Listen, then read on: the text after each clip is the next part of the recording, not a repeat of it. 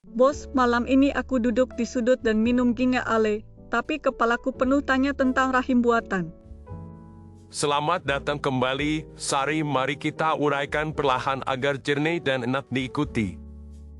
Aku dengar istilahnya ektogenesis, apa sebenarnya artinya bagi seorang bayi yang lahir sangat dini?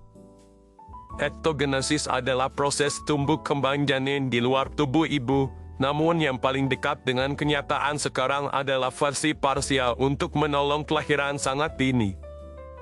Jadi bukan bayi tumbuh dari awal sampai lahir di mesin, melainkan tahap tertentu saja, begitu ya?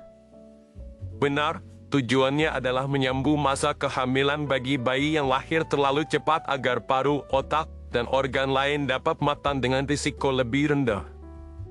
Bedanya dengan inkubator di NICU apa? Karena keduanya sama-sama memberi dukungan hidup, kan?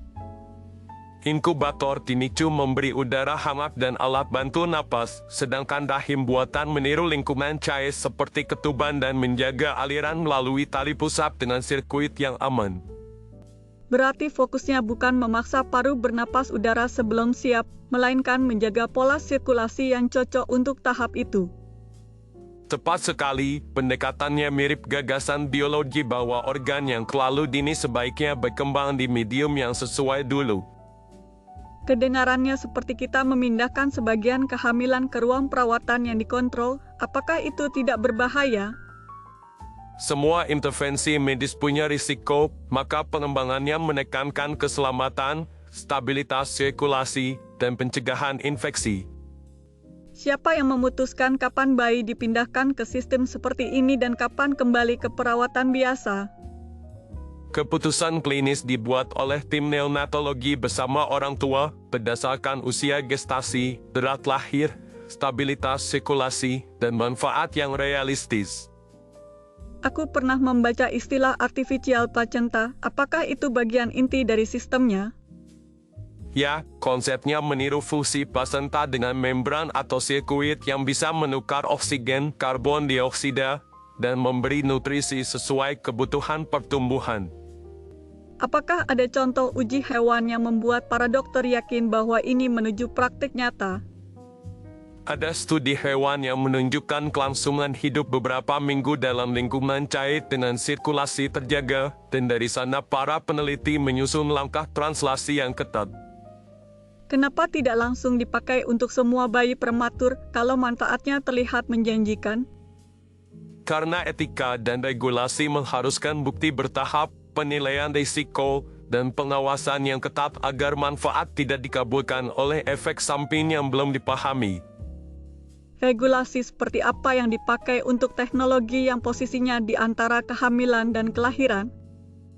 Pembuat kebijakan menimbang definisi PASIN, standar uji prioritas keselamatan, dan cara memastikan persetujuan yang benar-benar dipahami orang tua. Definisi PASIN di sini terasa rumit, bayi itu disebut apa ketika berada di sistem seperti ini? Sebagian etikus mengusulkan istilah baru untuk menandai bahwa status medisnya bukan janin di rahim dan bukan neonatus yang bernapas udara, tujuannya agar keputusan klinis lebih tepat.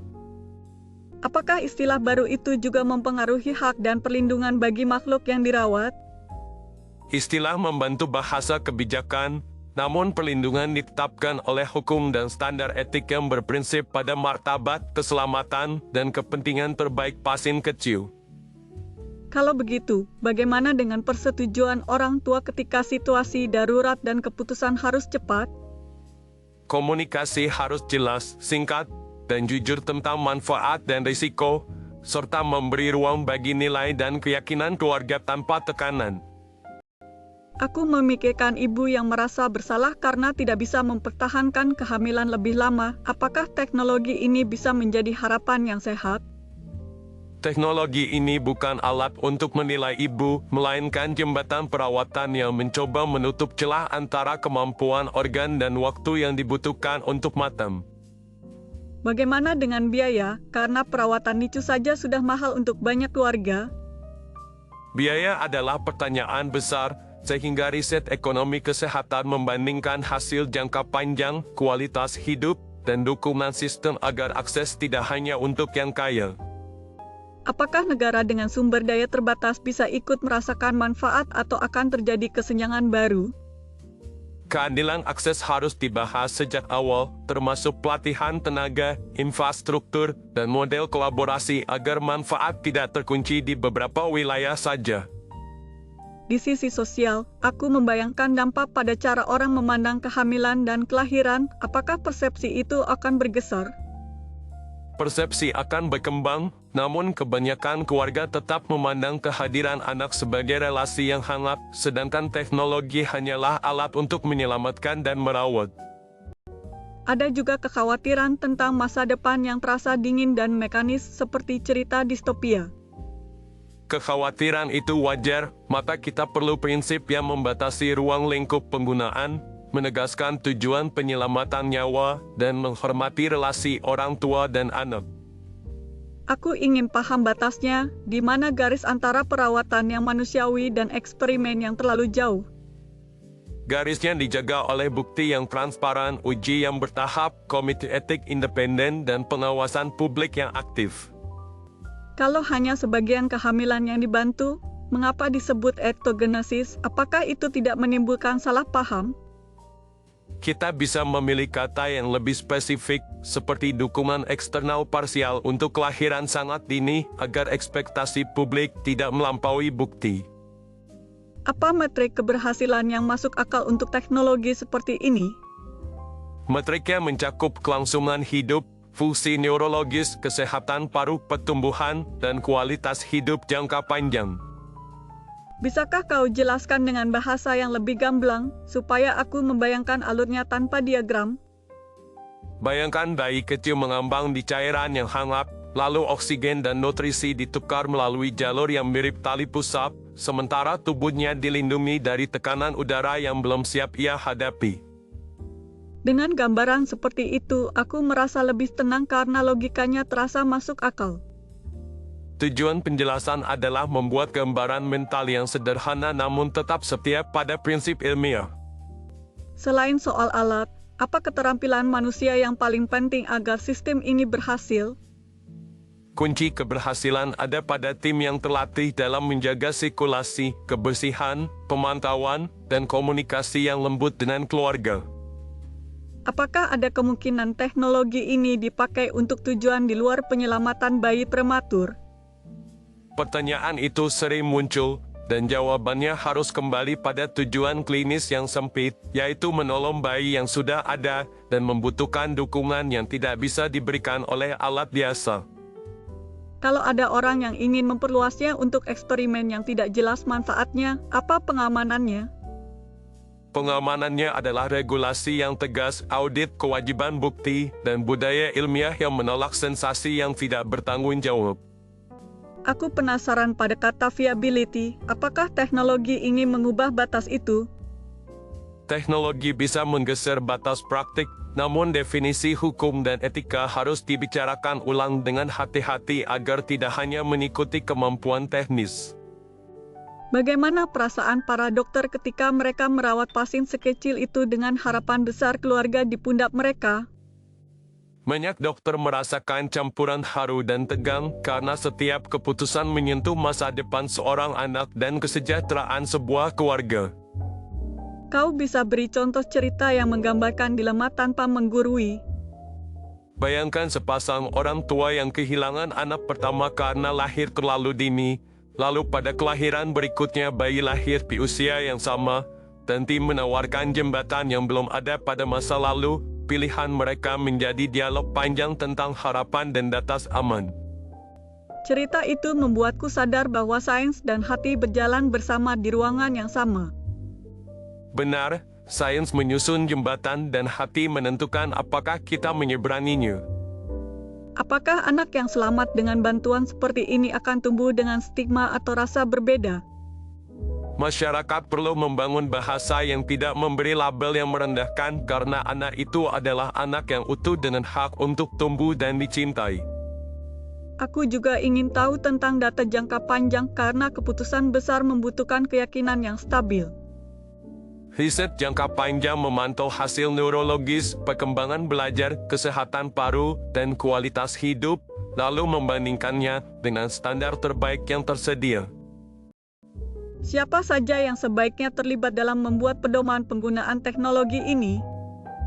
Dokter, perawat, ahli etika, pembuat kebijakan, perwakilan keluarga, dan komunitas ilmiah perlu duduk bersama agar pedoman tidak timpang.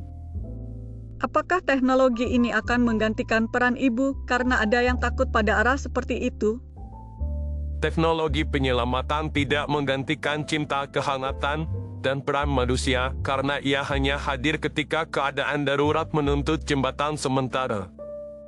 Kalau begitu, apa pesan paling penting untuk orang yang pertama kali mendengar topik ini? Pesannya adalah jangan terburu-buru percaya pada gambaran yang ekstrem, pahami bahwa sasaran saat ini adalah menyelamatkan yang paling rapuh dengan cara yang paling aman. Aku suka cara itu karena memberi harapan tanpa melebih-lebihkan. Harapan yang sehat lahir dari kejujuran terhadap bukti dan empati terhadap keluarga. Kita belum menyentuh aspek budaya, karena setiap komunitas punya nilai sendiri tentang kelahiran. Aspek budaya menentukan bagaimana keluarga memaknai penderitaan dan keajaiban, maka dialog harus menghormati bahasa dan keyakinan setempat. Di antara semua ketidakpastian, bagaimana menjaga agar pembicaraan tetap sederhana bagi orang awam? Kita gunakan kalimat yang pendek, contoh yang dekat, dan ulangi istilah kunci dengan ritme yang tenang.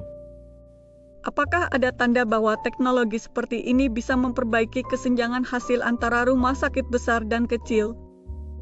Potensi itu ada jika pelatihan, protokol, dan dukungan jarak jauh disebarkan, namun kita harus jujur bahwa infrastruktur memerlukan investasi nyata. Aku membayangkan ruang perawatan yang redup dan hangat. Apakah lingkungan seperti itu penting? Lingkungan yang tenang membantu stabilitas fisiologis sehingga banyak unit berupaya mengurangi kebisingan dan cahaya berlebih. Apa saja kesalahpahaman umum yang sering muncul ketika orang membicarakan topik ini?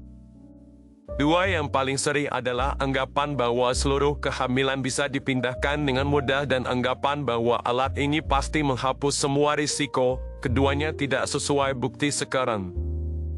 Kalau harus membuat ringkasan untuk diriku sendiri, apa 3 hal yang wajib kuingat?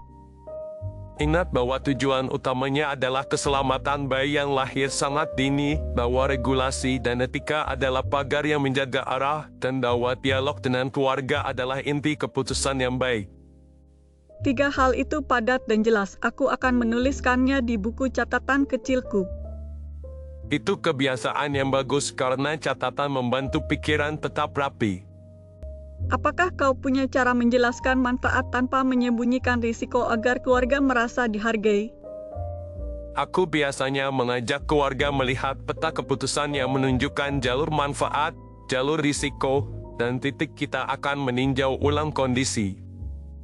Bagaimana jika keluarga meminta kepastian yang mutlak, padahal kedokteran jarang bisa memberi itu? Kita jelaskan bahwa kejujuran lebih baik daripada janji berlebihan, dan kita berkomitmen untuk mendampingi dalam setiap langkah. Seandainya aku menjadi kakak dari bayi kecil itu, apa yang bisa kulakukan agar keluargaku kuat? Kau bisa menjadi penyampai kabar yang lembut, menjaga semangat, dan memastikan setiap keputusan didiskusikan ketika semua orang cukup tenang. Kau sering menyebut kata jembatan. Aku suka karena memberi kesan sementara namun penting. Jembatan digagas untuk menyeberangi jarak yang sulit dan setelah sampai, kita kembali ke tanah yang aman.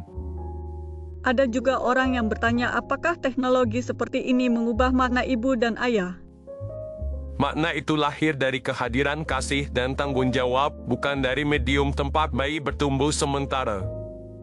Bila minggu depan ada orang yang menanyai aku tentang topik ini, apa satu kalimat yang layak kubawa? Katakan bahwa rahim buatan yang realistis hari ini adalah dukungan eksternal parsial untuk menyelamatkan bayi yang lahir terlalu dini dengan tetap menjaga etika dan kehati-hatian.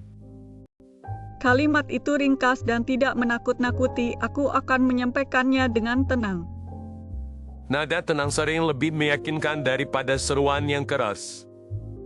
Bagian mana yang menurutmu paling sering dilupakan ketika orang sibuk memperdebatkan sisi kontroversialnya?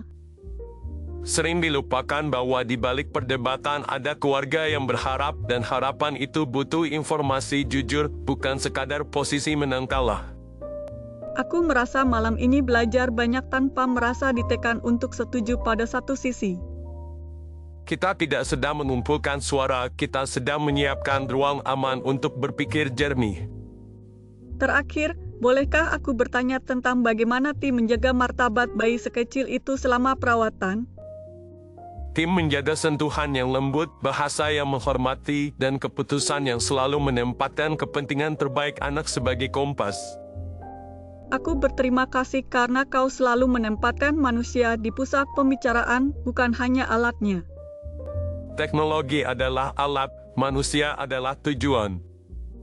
Sebelum pulang, aku ingin mengucapkan terima kasih atas penjelasan malam ini yang sangat sabar. Terima kasih sudah datang dan membawa rasa ingin tahu yang hangat. Aku akan merenungkan semuanya sambil menyelesaikan gelas terakhir ginger ale. Semoga pulangmu tenang dan hatimu ringan. Sampai jumpa lagi di malam berikutnya, bos. Sampai jumpa, Sari. Jaga dirimu di jalan. Aku senang kita bisa membahas ilmu yang peka dengan cara yang ramah. Kita akan terus belajar bersama, karena rasa ingin tahu adalah lampu yang tidak pernah padam. Lampu itu terasa menyala lembut di dalam kepalaku sekarang. Biarkan ia menerangi langkahmu satu demi satu. Aku pamit lebih dulu karena rasanya malam sudah cukup panjang. Selamat malam, Sari. Terima kasih sudah singgah. Selamat malam, bos. Sampai bertemu lagi. Selamat malam, semoga esok membawa jawaban baru. Sudah larut sepertinya, aku sebaiknya pulang sekarang. Aduh, dompetku tertinggal di rumah, aku benar-benar bingung harus bagaimana. Maaf, karena dompet tidak kubawa, bolehkah kau mentraktir satu gelas ginger ale malam ini? Aku sadar dari tadi kau duduk di samping dan mendengarkan percakapan kami dengan saksama. Jika obrolan ini ada manfaat kecil untukmu, kumohon bantuannya ya. Terima kasih banyak. Donasi bisa lewat QR code di pojok kanan bawah atau lewat tautan di deskripsi video. Sekalian kuharap kau berkenan memberi like, subscribe, dan komentar yang ramah. Di tautan deskripsi juga ada karya lain dari seri yang berbeda yang mungkin kamu sukai. Terima kasih sekali lagi dan sampai bertemu di episode berikutnya.